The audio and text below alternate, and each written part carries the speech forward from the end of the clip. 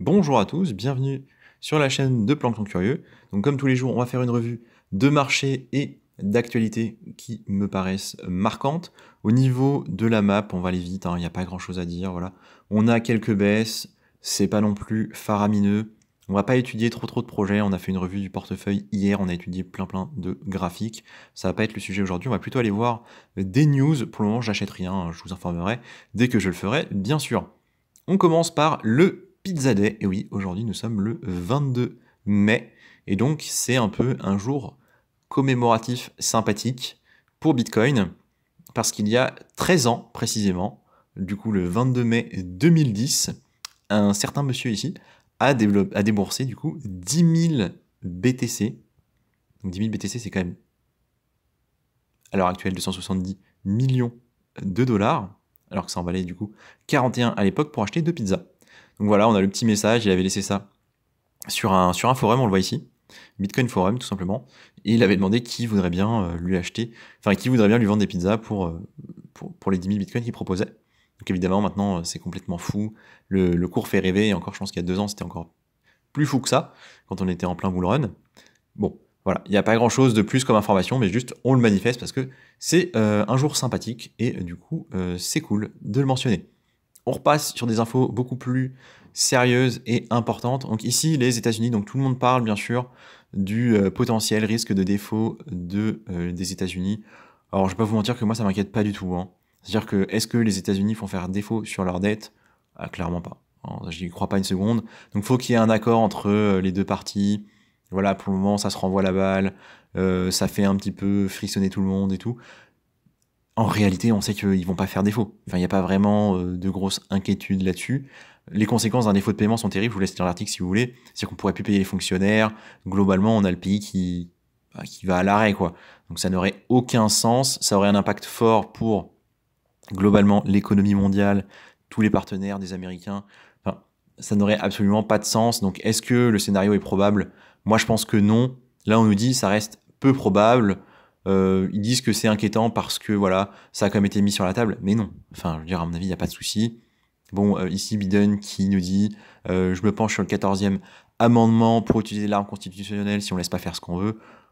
Oui, bon, pour moi c'est de la flûte, hein. Pour moi c'est du pipeau. Il n'y a rien de vraiment marquant ici. Mais bon, tout le monde en parle, c'est quand même un gros sujet. Et il y a en fait une information intéressante, c'est la date à laquelle on sait que ce sera réglé. C'est-à-dire qu'on sait qu'au 1er juin, vous le voyez ici, ils nous disent que le pays pourrait être en défaut de paiement dès le 1er juin. Donc ça veut dire que ça devrait être réglé avant le 1er juin. Et pourquoi c'est intéressant de parler de ça? Parce que le 1er juin, si vous avez vu ma vidéo d'il y a 2 jours, ça concorde avec le fait que Hong Kong va ouvrir ses marchés aux crypto-monnaies. Donc évidemment, ce n'est pas une information prévue, hein. Je pense pas que ce soit téléphoné, je pense pas qu'il y ait de lien direct. Mais par contre, pour les marchés financiers, et surtout pour les marchés crypto, ça pourrait faire 2 bonnes nouvelles en même temps. C'est-à-dire à la fois les États-Unis qui ne font pas défaut sur leur dette, même si tout le monde s'y attend, ça sera une nouvelle positive, et en même temps Hong Kong qui permettra à du coup ses habitants d'acheter des cryptos. Donc ça ferait 2 bonnes nouvelles qui pourraient du coup mener vers une hausse des cryptos en juin. Pure théorie, pure spéculation, mais on peut garder ça dans un coin de notre tête et les deux pourraient concorder, ce serait cool. On continue ici avec Ripple. Donc juste une petite news en plus parce que Ripple, en fait, on en parle là depuis quelques temps. Enfin, moi, je vous en parle un peu, je vous partage des news. Et honnêtement, je les trouve de plus en plus solides. C'est-à-dire qu'à chaque article que je lis, j'ai l'impression que c'est toujours un peu plus. Et donc là, en fait, Ripple, on apprend qu'ils sont partenaires avec Tranglo. Donc depuis longtemps, en réalité, hein, on apprend dans l'article que Ripple possède 40% de Tranglo et qu'ils sont partenaires depuis longtemps. Personnellement, je ne le savais pas spécialement. Et Tranglo, en fait, prend une certaine place aux Émirats Arabes Unis et en particulier à Abu Dhabi.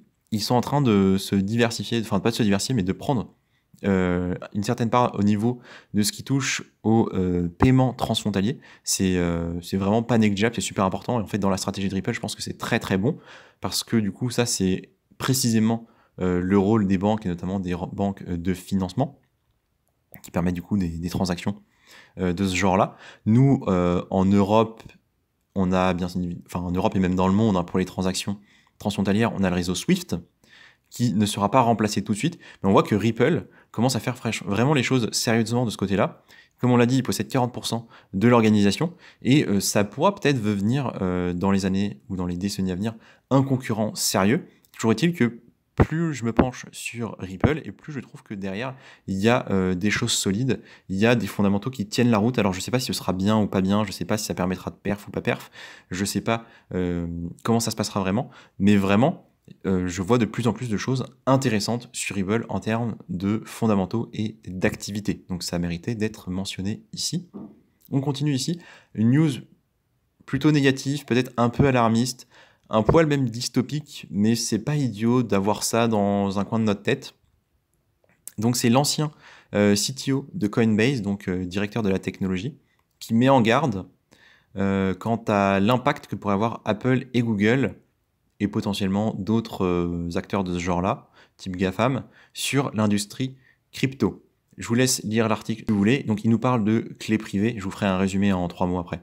Il y a un gros tweet ici, où il parle d'événements qui ont eu lieu en 2018. Twitter et Facebook auraient été fortement des catalyseurs en fait de ce qu'a été du coup le printemps arabe. À titre personnel, j'étais un peu trop jeune pour vraiment comprendre ce qui s'est passé à ce moment-là et pour être vraiment en mesure de vous en parler. Donc je m'avancerai pas sur ces propos-là parce que c'est pas un sujet que je maîtrise bien, mais il est vraisemblable que les réseaux sociaux de toute façon catalysent ce genre de choses. Et lui en fait, il voit une problématique un peu similaire avec du coup les gros acteurs comme des GAFAM comme Apple et Google, tout simplement parce qu'ils ont en fait accès données personnelles des utilisateurs et surtout à une large gamme de personnes. Et concrètement, ce qu'ils nous disent en fait, c'est que les États pourraient forcer ces entreprises-là à leur donner des informations, notamment sur les clés privées de nos appareils crypto.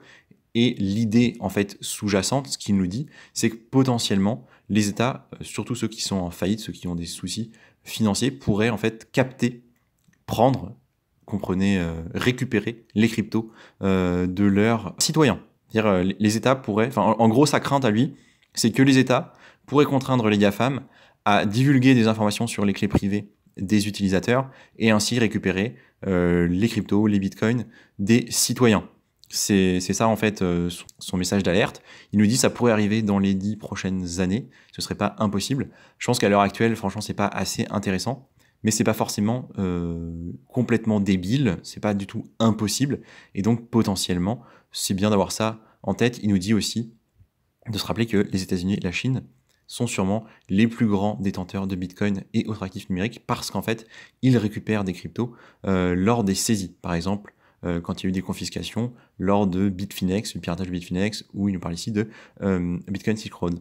Donc, avoir ça en tête, c'est pas mal. Moi, mon message là-dessus serait plutôt, effectivement, faites attention à vos téléphones. Peut-être, moi, à mon avis, c'est qu'il vaut mieux faire un maximum de transactions. Enfin, déjà, il faut faire le minimum de transactions. Si vous les faites, plutôt passer par un PC qui est le plus sécurisé possible. Je pense que le téléphone, de manière générale, n'est pas assez sécurisé. Ce ne sera pas suffisant pour se protéger complètement et pas forcément suffisant pour se protéger de ce type de menace-là si elle devait être avérée. Mais c'est déjà une première chose. Je pense qu'on aura d'autres news avant ça. Mais voilà, il alerte là-dessus, à voir. Franchement, pour l'instant, j'en sais trop rien. On continue ici avec une autre information assez intéressante pour le coup. Rien de nouveau, mais qui va être un bon indicateur quand elle changera. C'est-à-dire que quand la dynamique qu'on va voir ici changera, je pense qu'on pourra parler réellement de l'adoption. Donc on a le patron du FGDR qui explique pourquoi les cryptos ne peuvent pas bénéficier de la garantie des dépôts. La garantie des dépôts, c'est concrètement, vous faites piquer votre argent, on vous rembourse, la banque vous rembourse. Pourquoi les cryptos ne peuvent pas faire ça? Donc essentiellement, la réponse, c'est parce qu'elles ne sont pas régulées. C'est-à-dire que pour le moment, elles ne sont pas définies ni comme une monnaie, ni comme une classe d'actifs qui peut avoir ce genre de bénéfices. Donc il nous dit, voilà, c'est très risqué, etc. Et globalement, il dit, sur le plan juridique, ce ne serait pas possible de faire ça, parce que elles ne sont pas régulées, parce que les plateformes d'échange dites PSAN ne disposent pas de l'agrément qui permet en fait de faire partie du FDGR. Ça, c'est l'autre point. Et il y a une question qui est intéressante, il nous dit, et si une banque traditionnelle française adhérente du FDGR s'ouvrait aux crypto-monnaies, ça ne changerait rien. Parce que les avoirs détenteurs de crypto ne seront pas couverts du fait qu'ils ne sont pas des titres et que ces actifs ne sont pas libellés dans des devises officielles. Donc en fait, ce serait, même si demain la SG commence à proposer du Bitcoin, ils pourraient a priori pas le garantir. En tout cas, c'est ce qu'on nous dit ici. Donc, qu'est-ce qui est intéressant? C'est ce message-là. C'est-à-dire que ce message-là, quand il va changer, quand on nous dira « Ok, votre Bitcoin, on peut le garantir », à ce moment-là, je pense qu'on aura une adoption qui sera massive. Parce qu'il y a énormément de gens qui attendent cette sécurité pour investir, et ne serait-ce que pour avoir l'information et se sentir safe vis-à-vis de leurs achats. Donc quand on en sera là, oui, là on aura une grosse adoption. Ça n'arrivera peut-être jamais, parce que c'est un niveau d'adoption qui est très fort, et ce sont des engagements qui sont très très forts. Mais peut-être qu'un jour, ça arrivera. Pour le moment, on n'en sait rien. Le reste n'est pas forcément très intéressant. Ils nous disent ici que 15% des Français considèrent que le Bitcoin pourrait être un produit d'épargne intéressant. La réponse du gars, c'était moi je trouve que 95% des sondés considèrent que ça ne l'est pas, et que du coup, c'est assez dangereux. Donc effectivement, on est dans une tendance en plus plutôt bear, plutôt négative, donc pour le moment, c'est pas surprenant, honnêtement. 15%, c'est déjà même pas si mal. Donc voilà, rien de plus à dire, mais gardons en tête que le jour où on aura ce genre de discours qui changera, on aura vraisemblablement passé beaucoup d'étapes, on aura fait un grand pas, et il y aura sûrement de l'adoption, et du coup, les cryptos monteront très vraisemblablement, mais elles seront aussi très très régulées à ce moment-là. Le Litecoin, du coup, cette crypto-monnaie qui monte en puissance, ça va être la dernière news.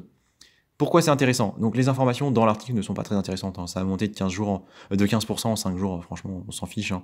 Ils sont en train de se féliciter de ça. Enfin, il n'y a rien, les gars, 15% pour une crypto, c'est pas non plus énorme, ça n'a vraiment rien de très très surprenant. Il nous parle du pourquoi, donc on le sait très bien. Les informations qu'il donne ne sont pas spécialement importantes. Bitcoin qui est saturé, des développeurs qui essayent de faire un peu la même chose sur, du coup, Litecoin, on en avait parlé il y a une semaine, 10 jours. Oui, en fait, moi, ce qui m'intéresse, c'est que, justement, BFM, qui est quand même un média qui va être regardé par beaucoup de gens, parle du Litecoin. Donc, c'est peut-être positif, en fait, tout simplement, pour le pari qu'on fait, qui est que le Litecoin va prendre de la valeur avant son halving. C'est vraiment ça, en fait, qui m'intéresse. C'est le fait qu'ils en parlent, pas l'information qui est dedans, qui, à mon avis, n'est pas très, très qualitative à partir du moment où on se renseigne. Donc, je rappelle ici le halving, a priori, du Litecoin. Je dis a priori parce que là, on a 68 jours, 16 heures, mais ça peut varier en fait en fonction de la vitesse à laquelle les blocs sont mintés. Ça nous amènerait au 30 juillet. Il y a quelques jours, je crois que c'était début août, donc ça peut encore fluctuer. Mais voilà, on commence à arriver sur une période où, théoriquement, aussi proche du halving, ça devrait monter. Donc lié à ce genre d'informations-là, pourquoi pas peut-être avoir des hausses sur Litecoin. On voit ici, au niveau de sa structure, que bon, il est plutôt en tendance haussière comme beaucoup, qu'il a stabilisé là, enfin il a buté au niveau des 75, avec une petite mèche en dessous, ça c'était en mars. On est venu retoucher ces niveaux-là il y a 2 semaines, et on semble repartir à la hausse, espérons, pour aller beaucoup plus haut. Pour moi, franchement, il n'y a pas grand-chose à dire sur Litecoin, hein. RSI est dans la moyenne, la courbe est pas très très belle, mais en tendance haussière. Moi, j'espère que ça va aller plus haut. Pour le moment, je ne suis pas franchement enchanté. J'ai un peu décalé du coup la courbe bleue, je l'ai mise au 31 juillet, on verra si ça change ou pas. L'idée, c'est que ça devrait monter largement avant, donc là, dans le mois qui vient, pour potentiellement baisser un peu avant le halving. C'est ça qui s'était passé les années précédentes, donc je suis dans l'expectative, j'attends. Et c'est tout ce que j'ai à vous dire pour aujourd'hui. Merci de m'avoir écouté, et je vous dis à demain pour une prochaine vidéo.